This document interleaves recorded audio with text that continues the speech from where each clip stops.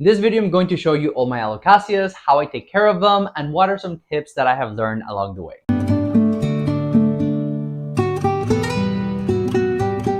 Hey everyone, Paulo from Alocasia Inc. here, and this is the video about my Alocasias, what I have learned about them, and which one is my favorite. I will be ranking all my Alocasias between 0 to 10 in a level of what I personally found them to be difficult or how easy they have been just in my care.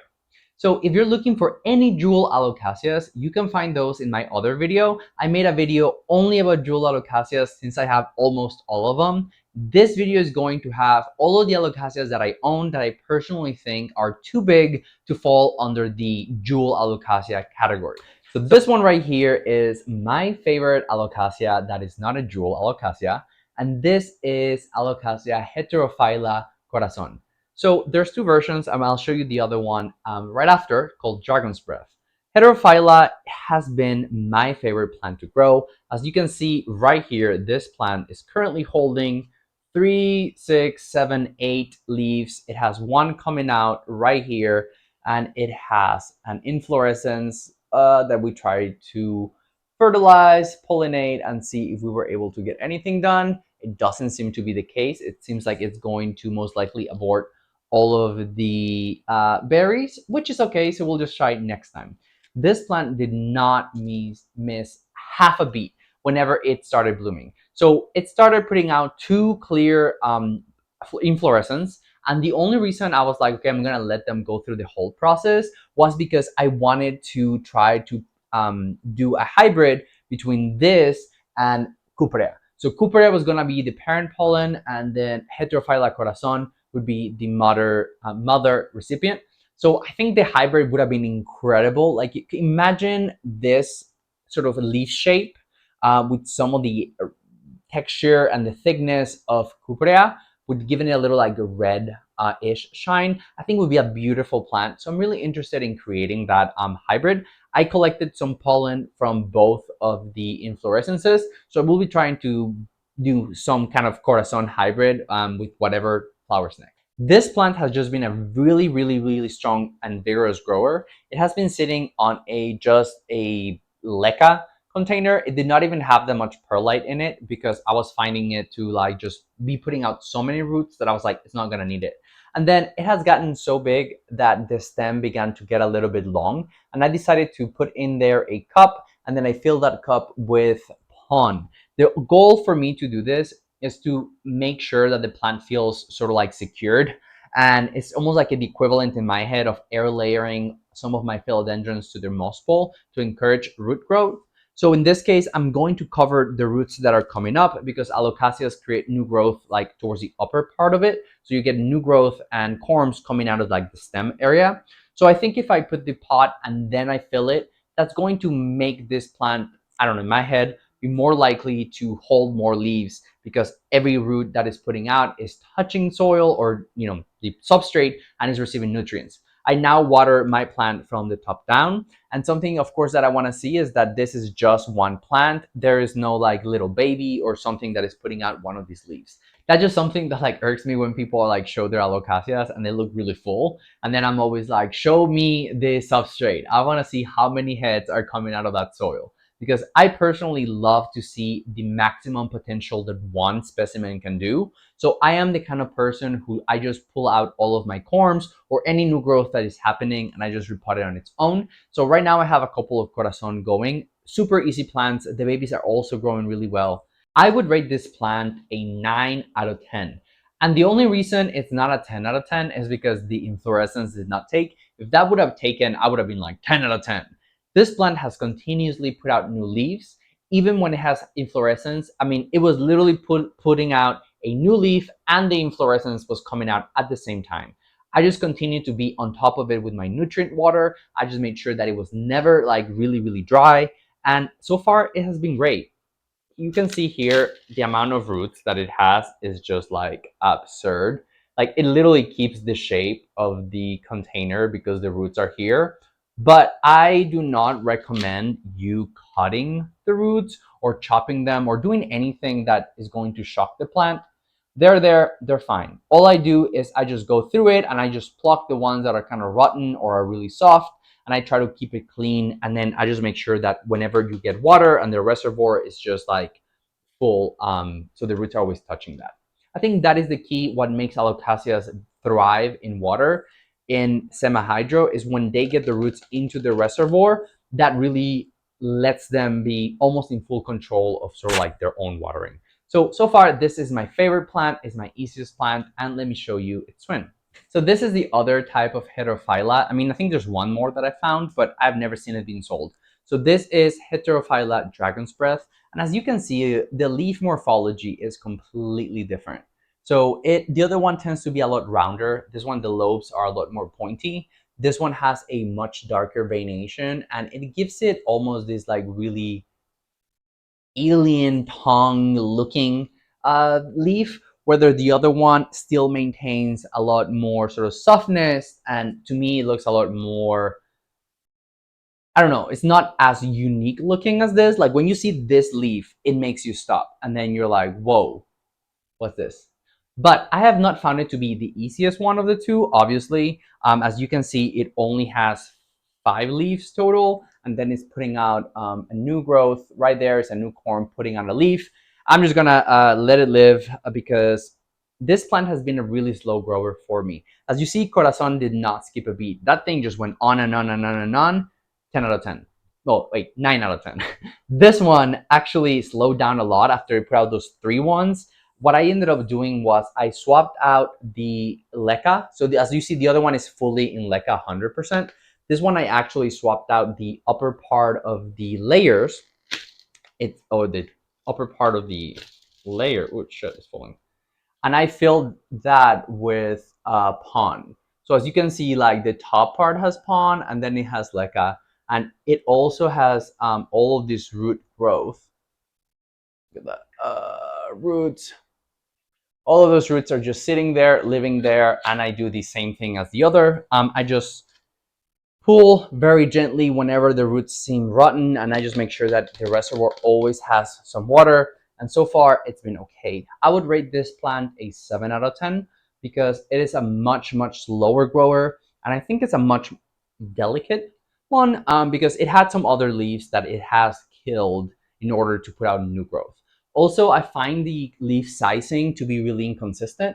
So for example, we had this leaf, which was like the biggest one for a long time, but then it put out like a really small one after, and I thought it was not doing well. Then it put out like a really, really, really long one, and its latest one is actually smaller. And this has already almost hardened fully. It takes a while for it to harden into a shape. So it's not the most consistent of plants. It is a very unique plant.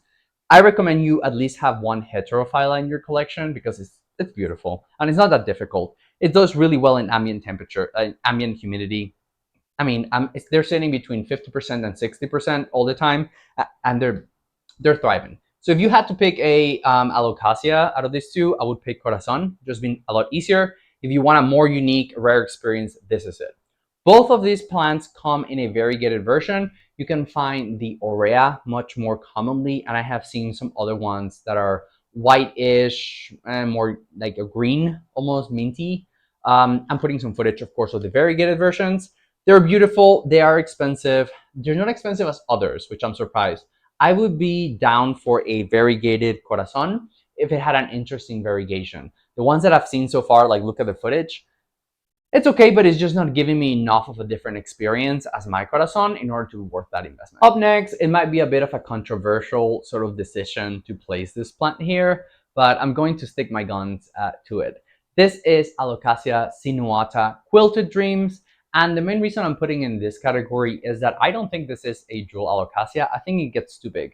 You can see some footage of some of the bigger specimens that I've seen around, and that this just sort of passes the threshold for it.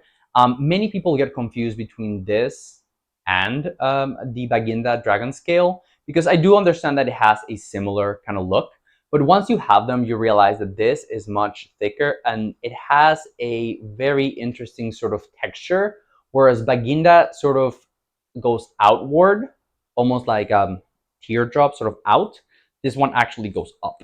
So all of the veination is sort of like down, and then the in-between is what rises. So it looks very, very different when you have them like right next to each other. I'm just hoping that my green dragon gets pretty enough to be able to do some cool comparisons. And I also hope to get a Scalprum because I think Scalprum offers a similar fantasy to Sinuata, but it tends to be a lot longer and not as wide. So far, this plant has been pretty chill. It has just been sitting in a leca container with some, oh gee, damn, you really want to escape. Look, I just realized that this right here, hold up, let me hide my face. So that's a corm. This corm just decided to like leave through one of the holes that I made in the container. Now this corm is just bailing. It's funny. This plant has been super chill and it multiplies, as you see, fairly well. I have like 4 of them and I've sold a couple for like 15 bucks just in my marketplace locally. This plant does not put out as many roots into the reservoir as you can see, like Sinuata was literally holding the shape, but it has been really, really easy to maintain. It holds to most of its leaves. It is not the fastest of growing. It is a little bit slower. And it takes a long time for the leaf to sort of like harden and finalize its size. But yeah, so far it's beautiful. I love it. I'm really impressed with this leaf. I think it looks gorgeous and I cannot wait to see the others. This plant actually comes in a couple of variegated versions. It comes in the Aurea and it comes in the Albo. I have personally seen the Aurea be much more commonly available. And the reason is because it already has been in tissue culture for a couple of years now. I actually own, I own a poo TC. If you don't know what that is, I made a video about it. But I basically own a contaminated variegated one that almost made it, but died in the last minute. I ended up getting a new container, a flask, a TC flask with it. And this one became 5. Yeah, it seems to become at least 5 plants because it was full of different growth points. So I'm really excited to have this plant variegated. I am 99% sure that it's going to be Aurea variegation because most of the Sinuatas that you're going to run into are going to have that variation because of the TC component of it. So I'm really excited. I cannot wait to show you the updates. You're seeing obviously some footage of what it looks like, but I think it's going to be very, very special to have that beauty in this size, this shine in person. Great plant. I definitely recommend it. I would rate this an 8 out of 10 because while it is a slow grower, it was really chill in leca. It has not needed me to top it off or change with pon. It has been really vigorous, pushing out the corms, as you can see. And it has not been too bad when it comes down to its roots rotting in the reservoir. So overall, I would recommend this plant. If you have the chance and if you have the space, I think Sinuata is definitely a good choice. This is Alocasia Micholitziana or Frydek, and this is actually the variegated version of it. And I'm going to be honest with you, while I have made some really fun like shorts, and the leaves when they're coming out, they're absolutely gorgeous. I mean, look at that. I mean, these leaves are just breathtakingly beautiful. This has not been the easiest plant for me to have. Mostly, well, I've never owned it in a non-variegated version, so this is my first time owning in Micholitziana. But I found it a little bit difficult. The leaves tend to yellow very easily. As you can see here, it yellow really, really fast. I don't think it's like rotting or nutrient the issue because the roots look really, really healthy. They're white, green, and they're fussy, and you see them all over the container without a problem. I think what happened was it got too much light. I think I had it in a place where the first few leaves that it was putting out, they were happy, and then it got too close and it burned. So that is what I'm assuming that happened to this. Ever since then, I moved it somewhere a little bit further out from all the lights, so it's getting less light, which has been okay, except this one leaf it started to brown because it has so much variegation. So sort of, it feels like I'm not winning because I got it out of the light to prevent the yellowing, and now that it's in, I guess, less humidity, the white is just kind of getting ugly. I mean, yes, this is a really highly variegated leaf, like I get that, but still. This plant is putting out a little baby right here. You can see it's like a little half moony kind of situation. I'm so far impressed with this plant in the sense of I love the variegation. It has layers, it has beauty, it has such diversity in the leaves that it has been a really fun plant to own. I'm just not sure how I'm gonna get it to look nice and big. And I see some people's gets kind of ugly and really long stem, and the petiole also gets wild. So I have reservations about this plant. So far, it has been a 5 out of 10, mostly because I have struggled to keep the leaves on it. Clearly, it loses like really, really fast, even if it's getting nutrients. I'm struggling to keep them looking pretty past them sort of coming out and hardening. And yeah, that's basically the main reasons I'm not super pleased with this plant. But so far, it has been $26. So we love a good deal. And it's sitting right there behind me in that container, in this container. And I'm hoping that it just finds its spot and finds its groove and stops yellowing. So let me know, what do you think of Micholitziana? Do you have one? Does it like yellow? Is it because of the light? Do you think it needs less? Is it because of the humidity? Do you think I should find a place where it has low light and higher humidity? I want to know. This is why I love Alocasias, because they're also unique, but they're also a little difficult, as we both know. So yeah, so let me know if you have any experience with this. I would love to have a beautiful one to make some awesome content for you. Up next is another variegated Alocasia that has been a disappointment. This is Alocasia Odora variegated. This is one of those that get huge and people call the elephant ears, even though it really bothers me when people call them like elephant ears or African mask or anything like that. This is just like an Odora. The variegation has been pretty low, even though the first few leaves out of the corm were really white, and I was actually worried that it was going to have too high variegation. It very quickly reverted into not that. And the thing that is weird is sort of like the variegation shows more underneath the leaf than above the leaf. Like, let's see if I can get him to focus on that and not me. But you see how it has a variegation that comes down like almost like a half moon underneath, but from the top, like you cannot see much variegation on this side besides sort of like the two spots, but there's a lot more underneath. Like, yeah, so that's something unique out of this plant that I'm just not quite sure I love. Also, it has been really prone to yellowing in a almost chlorosy kind of way. I think it was also the light, which I'm surprised because this plant is like an outdoor. Like, they receive like full-blown sun all day long to get those massive leaves. So I'm not sure if it's just like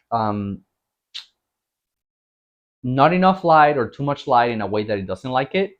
I changed it to a new place. The roots are doing just fine. It's not rotting. It's liking its container. It has not put out any corms, so I don't know how well the variegation of the corms are going to be. But yeah, I'll keep it for now. I think it's one of those plants that once it gets a little too big, it's just gonna have to find another home. It was just a swap. It's not a plant that I would actually purchase because I just know they get too big for, you know, an apartment. So far, even though the variegation has been like really a letdown, it has been really simple. So I would just call this like a 7 out of 10 or an 8 out of 10 because, yeah, once it went into this pot with the pond, I just keep it watered and it, you know, it keeps at least 4 leaves at all times. And then usually it makes the last one kind of die as the new one hardens. It receives the same amount of nutrients, maybe needs more nutrients because it's like a much more rapid grower and the leaves just need a lot more nutrients to not look kind of like chlorosy or like they have too much sun. I'm not sure. I'm still figuring out. Again, if you have any tips with Odora, let me know because I want to increase the variegation and then just make sure that it holds more leaves. This is Alocasia Tandurusa Jacklyn, even though we're not calling it that anymore. It is from Indonesia, and I'm really excited to have it because so many people have really pretty specimens. It gets really big. I mean, look at some of the footage. It just gets like out of control big. Very long petioles, and the leaves also get massive. But I just really wanted to experience like the fuzzy and the yellowy, and you know, it seems like a fun plant to grow, even if eventually it just gets a little out of hand. I finally got it for less than 15 bucks and with another order of other stuff, so that's why I got it. But it is available basically everywhere because people are looking for it. It looks interesting. But I really don't know how difficult this plant is going to be since I have not had it enough. But I'm excited to go with the journey with it. So if you've had Alocasia Tandurusa, let me know, like, do you think it's difficult besides the being prone to pests? Because all of these fussy leaves that are kind of like hairy are just going to be a magnet to pests like spider mites and that kind of stuff, almost like the Antoro Velvet from the Jewel Alocasia video. So I'm sure it's a pest magnet. I'm okay with that. Like, I get it.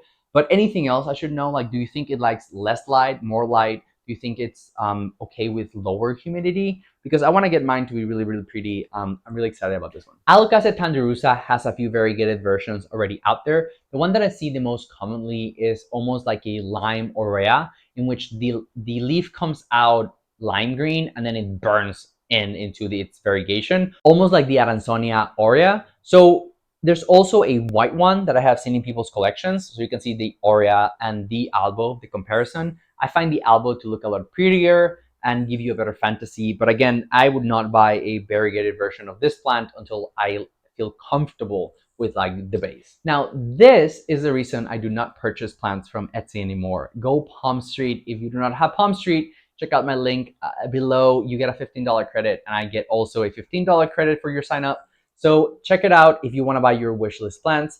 But I'm no longer buying on Etsy because of something like this. So this was supposed to be a Zebrina reticulata. Here's that leaf. Here's the other leaf. It's obviously not the reticulata kind. So they just sold me like a basic Zebrina for, the cost of a reticulata. And I hate when people do that. Like, don't mislead me on the plant. Like, if you don't have it, you don't have it. But there's a reason why I wanted the reticulata and not this one. I wanted to get that sort of experience with the veining and the yellowing. And this plant gets really, really leggy, really big, really fast. And it doesn't get compact, so it doesn't just go up like a column. It tends to do just this, which is get kind of messy. You see how much space is in between them.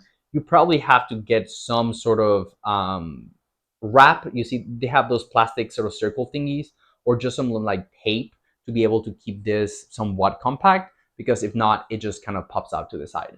So I like this plant. Beautiful stem, like the petiole and its stem. Both of them are really, really pretty with the Zebrina and the zebra sort of experience with the colors. I'm just not happy that it's not the reticulata kind, and I also don't know what I'm gonna do when it gets like out of control big. But so far I'm happy with it. It has not been the most difficult of growers.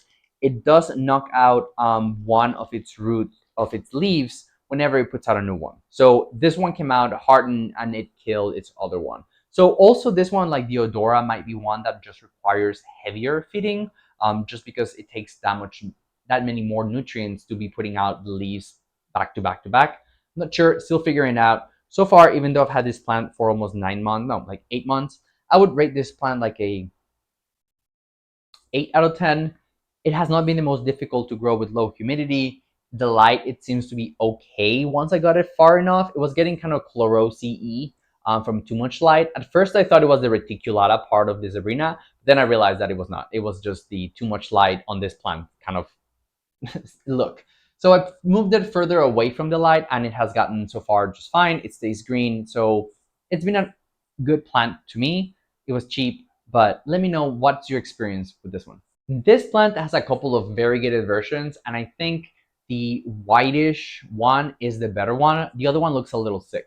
If you're noticing, I find a lot of the aurea variegations to me feel really chlorosy, or it's getting too much light, or it's viral. So I tend to lean a lot more into the albo kind of variegations. But I mean, look at them. Like this plant, Zebrina, besides, I have not seen a particular for reticulata, but between the two, they have a bunch of really pretty variegated versions. So it just felt appropriate to sort of like mention both Zebrina and this one almost back to back, because both of them are going to be giving you a very similar sort of fantasy, except this one has a really purple petiole and an underside of the leaves, and it's a much darker sort of vibe to it. So this plant I personally love. It's one of my favorite Alocasias just because the purple is so deep, and it has been really nice. It has just not been the fastest of growers. I find it to be a slower grower. Also light-wise, it doesn't seem to mind a high to medium amount of light. That's what seems to be keeping the color really, really dark. When it comes down to the roots, this is one of those plants that actually has not thrown a lot of roots into the reservoir, if any at all. So it's more about, I think the wick. I think the wick is doing a heavy lifting for this plant and helping keep most of it happy. It is pushing out a lot of new roots like on the base of the plant, so I might give it like an air layering to it. Overall, I definitely recommend you get Princeps, Alocasia Princeps Purple Cloak. It is beautiful.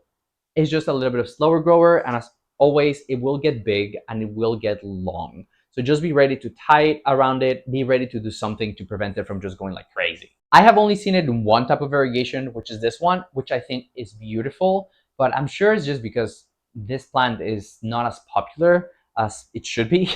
I think people just don't know enough about it and it's not as readily available. But listen, I'm here to spread the word about Princeps or Alocasia purple cloak because it's beautiful, it's fun, and this is a 9 out of 10. It has not been bad at all for me to own. It's just you need patience because it takes a long time for growth to sort of like mature, come out. It just takes a long time for the leaves to just like get to be size. But great plant. Let me know, do you have it? What's been your experience with purple cloak? This one's honestly here just for the kicks and giggles because it also matches with the next one. So this is my Alocasia Purpley, and look how beautiful it is when it's also dead. I left it because I just think it's really pretty. Like it just got this beautiful red color.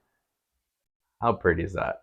This plant was gorgeous, gorgeous, and eventually just got really root bound and I did not like it. So the last thing I did, it dropped all of its leaves. It had 3 and they lasted like 6 months. So I was really impressed with it. I actually mentioned it in my favorite Alocasias a few months back because it was giving everything that I wanted from it, but then it dropped all of its leaves. So yeah, we're back to square one right now. I do have a little bit of a corm that came out. So, you know, its life continues, but we're gonna have to just regrow all of its roots and then just start from scratch. The key for Alocasia purpley is when the leaf is coming out, you have to put it in front of a grow light. You need to move it closer to the light.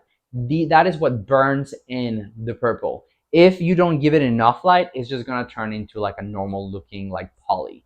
So make sure that anything that is like a purple kind of leaf turning Alocasia, you give it extra light because that's probably the key for it to burn in with that color. To my knowledge, I have never seen a variegated version of Alocasia purpley. So if you know it exists, comment down below and what's the name, what does it look like. I just have never seen it, so I assume that it's not yet there.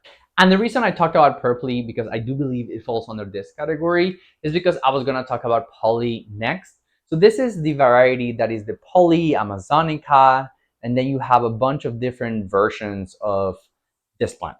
It's very similar in the fantasy. This is what they call the African mask. Again, I hate those terms. But this plant is not an easy one. I've had it for years. It was actually my first Alocasia because I think it's just available everywhere. And that's the part that to me is not really like makes any sense. Like, how is this plant available everywhere? Because it means that it ships well. It means that the stores keep it well enough without it destroying and melting.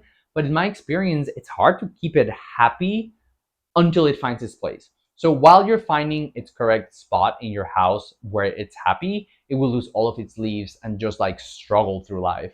The moment it decides that it's in its spot, then it becomes really easy to grow and it just keeps putting out leaves and leaves and leaves. But they do get a lot bigger. So I don't consider this to be a jewel Alocasia, even though people do consider the poly to be. I just think Amazonica belongs in this category along with all of its versions.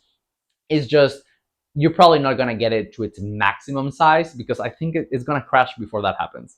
It reproduces fairly quickly. I've always have polys everywhere. I give them out basically for free, mostly just to spread the torture because I'm like, listen, you're going to kill this plant, but enjoy killing it. So I always bring one of these to like a swap or something like that, and I put it in the free table. So tell me, what is the secret for poly? I give it nutrients, I give it light, it's always struggling. I never get it to be beautiful. Like it's never a plant that I love, and I want to love it because purpley made it into my heart because of the color. So I know there's potential, but I think it just needs to hold a lot more leaves. Probably I might just buy another version of this, like the Loco or something along those lines, and then just kind of fade out the poly from my collection. Alocasia poly amazonica comes in a few versions and is variegated. The most common one that you're gonna find honestly between 20 bucks is gonna be the Aurea or a yellow variegation. I have also seen the pinkish, kind of like the Bam Bam, which I think kind of falls into this category. To be honest, the Bambino is kind of part of like this. But you will find also a nice wider pinkish variegation that if I had to pick a Amazonica variegated, it would probably be that one. This is my Alocasia Triangularis. It is a new Alocasia that I recently got along with like the Tandurusa. I just usually don't see this Alocasia being offered in most sellers sort of stores. So I just thought it would be a really, really cool and interesting specimen to own. Again, it's one of those that are really long petiole and it just has a really interesting leaf. My goal with the Zebrina, Purple Cloak, and probably this one is to just do what I was telling you, just get all the petioles up, tie them together, and then just kind of leave like my bush fantasy with the leaf. That is basically what I think is going to end up happening with them. But subscribe to make sure you know what I do or how well this plant does.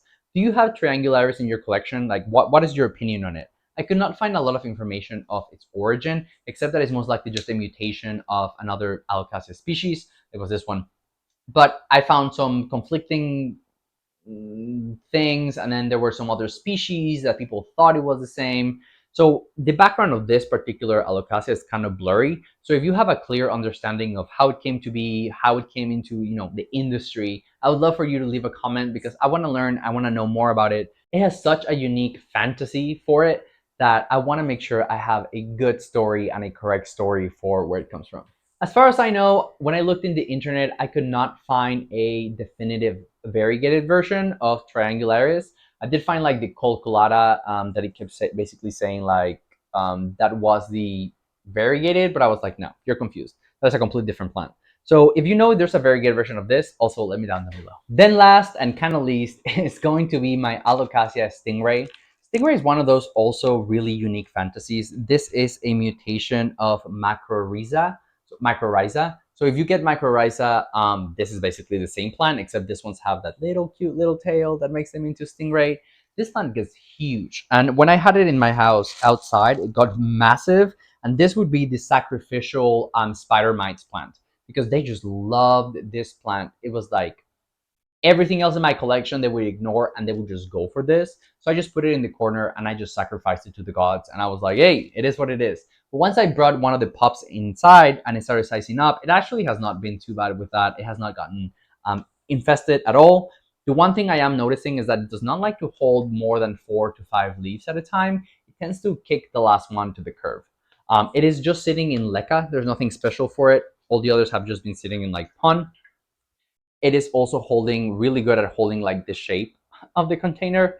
Do not cut the roots of the container. I tested it out on this plant because I wasn't not sure if it was smart for me to like just chop all the roots and let it grow new roots in a way to continue to let it to like never get root bound. But all I did was just threw it into a shock. So it lost like 2 leaves, and then ever since I was like, all right, so we're not trimming the reservoir roots, we're just pulling the rotted ones and then hoping for the best. That is my approach for this plant. This has a few variegated versions. I'm honestly surprised that there's no black variegated because it runs this blackness in the stem and sometimes it comes out in the underside of the leaves. This one hasn't done it, but its parent, when you would look on the underside, it would have all of these black stripes and like striation. And it always made me feel that somewhere out there, there has to be a stingray that has a black mutation. That black pooling from the petiole into the leaf has to show up somewhere. So if you know of a black mutated stingray, like let me know and I'll go look for it. I've never seen anything close to it. The ones that I have seen have been the Aurea, which is kind of basic. It kind of looks a little sick to me. The one that is incredible is the Albo. Albo Stingray is definitely my wish list. The moment I get that plant, I'm giving this one away because it's just beautiful, but it's going to be difficult. This plant, I would rate a 6 out of 10 just because I've had it many, many years and I'm always like never truly happy with it. Sometimes the petioles gets really, really long and it gets really big. Sometimes the size of the leaf, it doesn't really make sense. Like it doesn't size up consistently. Sometimes the leaf is smaller, sometimes it's bigger. Again, it burns or will kill its last leaf like really, really quickly. And so far it's getting this yellow edge around it. And I don't know if it's telling me that it's getting too much sun or too much light, like it's too close to the light, which is what's giving it that yellow sort of hue to the leaves. But again, this plant is supposed to be outdoors full sun. So I'm like, how can you handle full sun, but now you're like, oh no, this light is too close to me. It doesn't make any sense to me. So let me know, do you have any tips for Stingray? And do you like the variegated version? So actually, before this entire video ended. I ended up purchasing a few extra plants and I figured I would just add them here since I want to talk about them, but I will probably not make an update video for a while, so all of these plants will not be showcased until then, and I figured I might as well just talk about them real quick. So, oh, hey kitty. What you doing, cat? Like I was saying. So, the first one is going to be the Alocasia Odora Batik. So, like you saw earlier in the video, I was basically just struggling to have a nice variegation on it, and I figured for $12, why would I bother struggling or being stressed out about the variegation on that normal one when somebody has already tissue cultured a high variegation that is stable and that is you know, a lot better, same experience, less heartache. So here's some footage of what this plant looks like.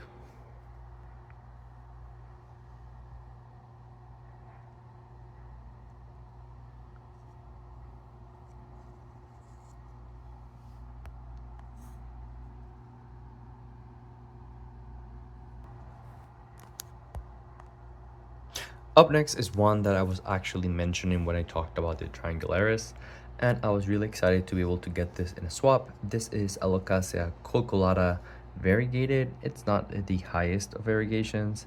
As you can see, like, it has a pretty limited amount, but still, I mean, it was just from a swap. I honestly don't see this plant enough. I feel like not enough people trade it or have it, so it doesn't have the highest of variegations. But yet I'm still really excited just to have it and to be able to compare it with some other Alocasias like the Triangularis and just overall other stuff.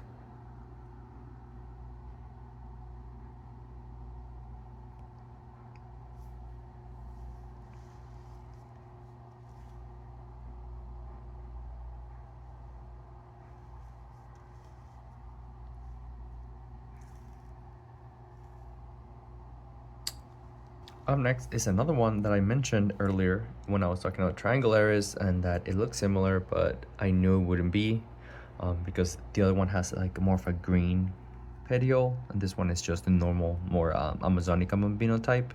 So this one is the Alocasia LOCO. It has a really weird growth pattern as you see from the video. Again, for $12, I just gave it a shot. I don't really think Alocasias like this end up being really vigorous. It's usually more like a mutation, but we'll see. I'm kind of excited to see what it turns out, and hopefully it looks like some of the examples that I have out there. Up next are the Alocasia that I had actually mentioned in my prior video as the wish list. I ended up being able to find them from the same seller that was selling these, except the last one, and I'll talk about it later. So the first one is the Alocasia Scalprum. I think I got a pretty decent size with it, and fortunately it seemed to also have a couple of little babies. This one is struggling a little bit more to adapt than the other, but this one looks promising.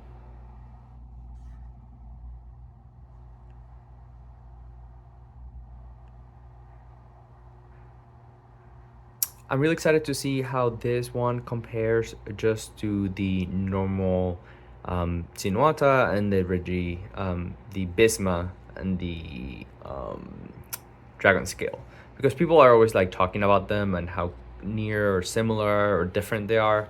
I for sure at least now can say like this stem is very noticeably more dark reddish, brownish, purplish, and you don't see that in the others. So it's cool. Then is one that might probably have to end up being in this video anyway, not really in the jewel kind because of how big it gets. But this is the Alocasia Clypeolata, or the green shield. It's not nowhere near what Cupria is, but people tend to think it's the same. I think just because of the way it looks in pictures and the shininess, but I can already tell you like the thickness is super different and the way the stem kind of creates and then the way that the petiole comes out is very, very different. But so far it's doing really well, and I'm really excited to see what this Clypeolata has in store for all of us. And then finally I was able to find someone who was selling Alocasia Reversa. this was such a difficult plant to find, but I was able to get it. So happy. Thank you, Sprout and Proud, for finding one for me. And it actually had an entire bucket full of it. You can see that from some of the footage, and I ended up splitting it. I got like 26 of these plants, and I have no idea what I'm gonna do with it anymore. I'm just putting them in a bunch of different conditions and different mediums, and I will keep you updated on this Alocasia Reversa, because some pictures make it look so cool. So I wonder if it's the light, I wonder if it's the nutrients. We're gonna crack this one down. Thank you so much for watching my secret Alocasia collection. Now you know, these are all the ones that are not jeweled, that I just own because I think they're interesting, they're cool, and I just want to experience them, even though I know they're going to get too big for my space, and I'm going to have to most likely end up getting rid of them or just gifting them and then just keeping some babies. So let me comment down below, what Alocasias do you have that I'm missing that I should own? It doesn't matter if it's a jewel Alocasia or if it's a non-jewel, something that gets bigger. Tell me, what is the jewel Alocasia that you love and that you think I should own? Thank you so much for watching, and if you want to see the jewel Alocasias that I own, make sure you check out the prior video, and if you already saw that, this is the other video that YouTube thinks you're going to love.